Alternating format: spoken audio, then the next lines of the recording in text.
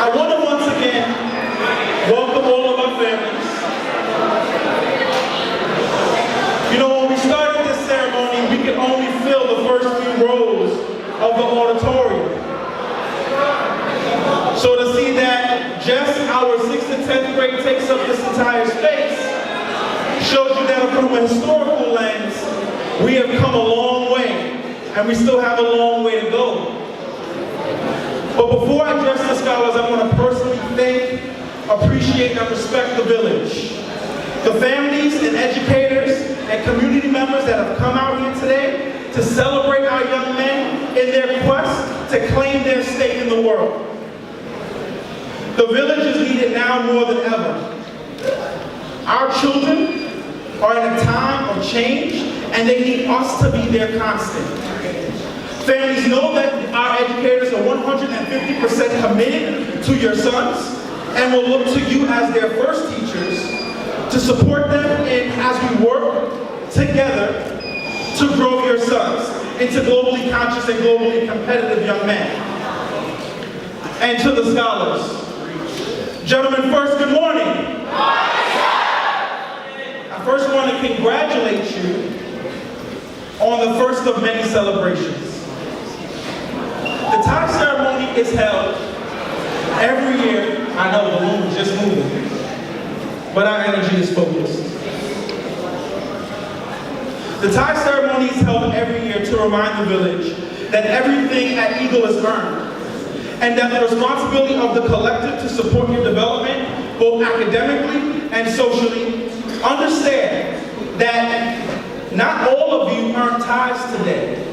And I need you to be clear that that wasn't a punishment, but a reminder that while at Eagle you will have access to everything, you are not entitled to anything. So be clear that every single step of the way is not only earned, but must be celebrated by the village. You have brothers spanning across 5 boroughs and 2 states. By being in Eagle, you are connected. And so I need you to understand that this is not only about Eagle Harlem. This is not only about a school on 135th. This is about a movement. Today, I want to leave you with 3 things. The first is that you're not here by mistake. You were meant to be here for one of 2 things.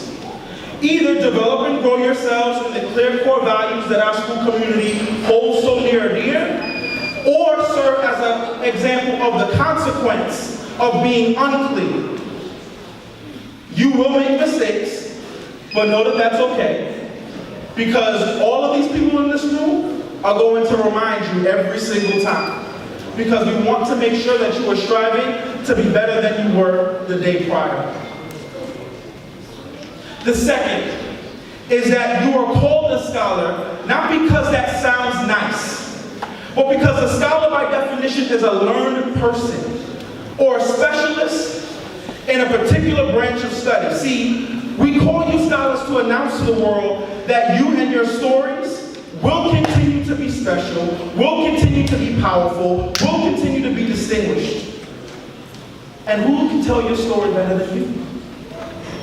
Own that, cherish that, and most importantly, be present in that. Don't be passive in the writing of the chapters of your own lives.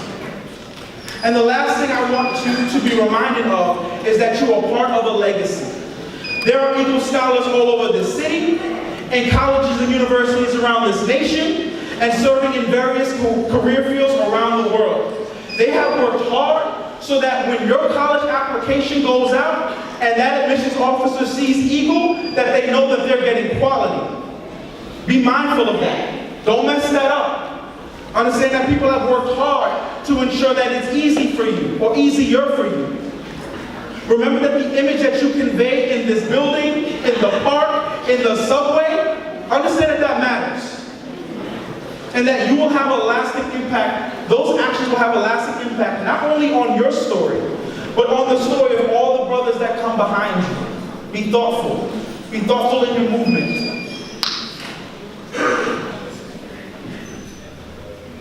Understand that the opportunities and experiences that we will present to you are only a byproduct of those young men who who were able to show and prove when they were given the opportunity. The uniform and tie that you wear, the tie that you are about to receive for those participating in the ceremony, they have significance and they have power. And that's why we push you to wear them with pride. Because when individuals see you out on the street, they don't see you by name. They don't see you by class. They see that you're an Eagle student. So whenever we get a message, the message is the Eagle boys, we saw a bunch of Eagle boys giving up their seat to an elderly woman on the train, or helping someone with their stroller. Right? And if the immediate thought was that that wasn't me, then what I need you to think about is how that will be you. All right?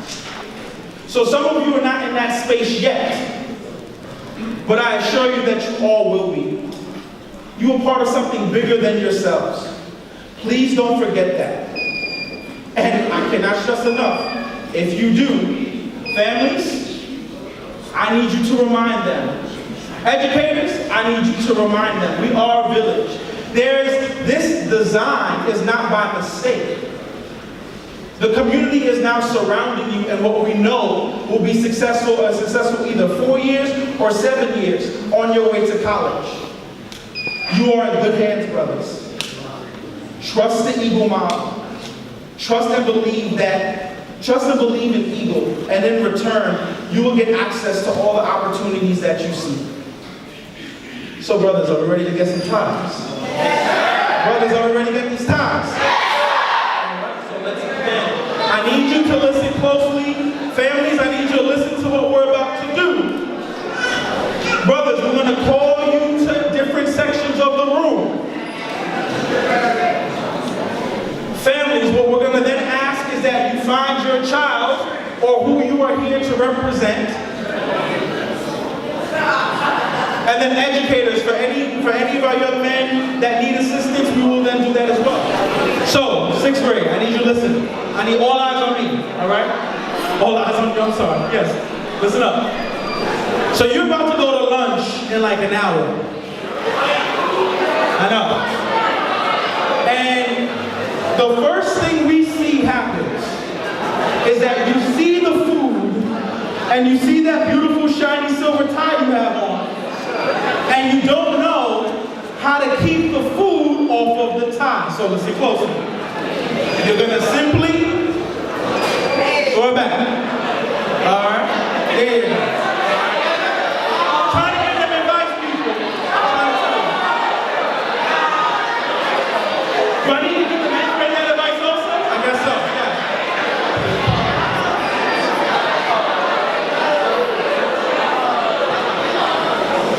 For 7th, 8th, and 10th grade, let's be thoughtful in the process.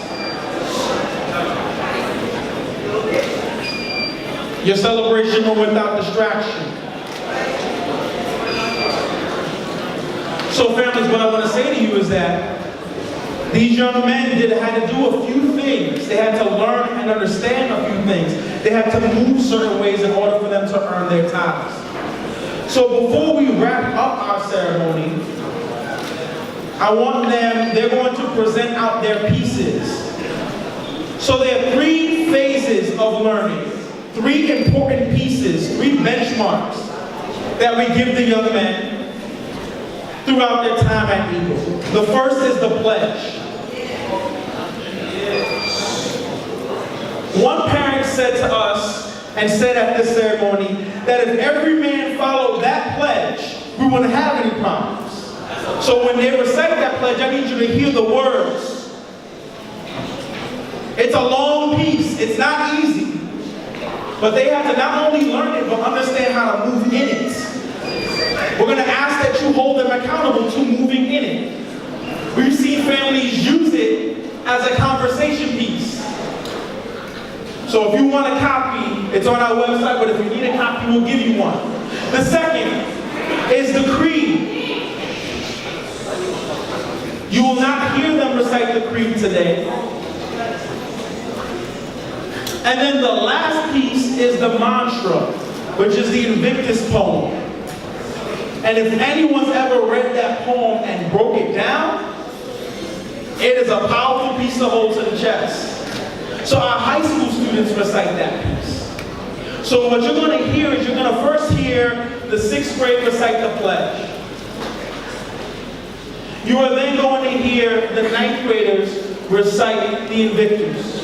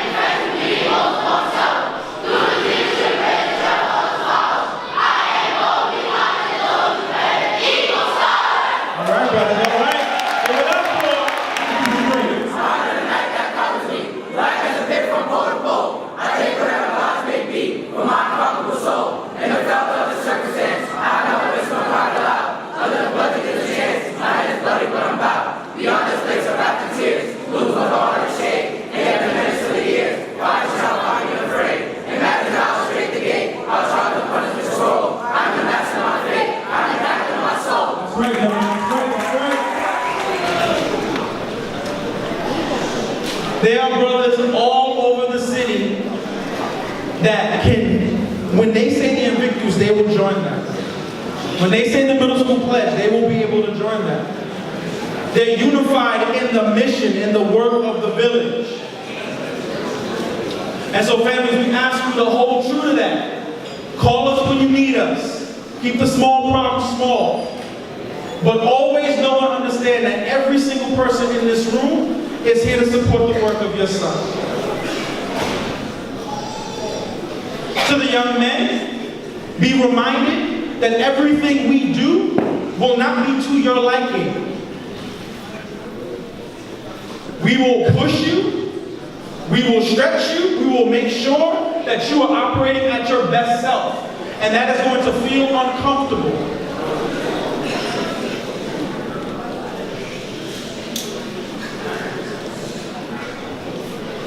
Many of you read the story of the chicken and the eagle.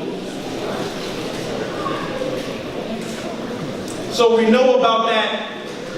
And for families, for those who don't know, I'll give you a quick summary of the story. Story of the chicken and the eagle is essentially about an eagle who was being raised as a chicken. And at one point, others realized that he was an eagle. He indeed wasn't a chicken. And at one moment in his comfort, in this eagle's comfort, when having the option to become an eagle or to be a chicken, chose to hang out with the chickens. Made that decision, literally hopped back into the chicken coop. And it wasn't until he saw the power of the other eagles, them flying in the sky, them doing what they did, that he realized where his place was. So I want you to be mindful of that story. Because there will be things that are going to get into your way, obstacles. So this is a day of celebration and we're going to celebrate that. We're going to be reminded of those brothers that did not make it to this moment and this point. And your charge now that you have your time is to ensure that those brothers that didn't participate get their times. Figure out how to get them and elevate them out of that chicken coop. So with that being said, I want to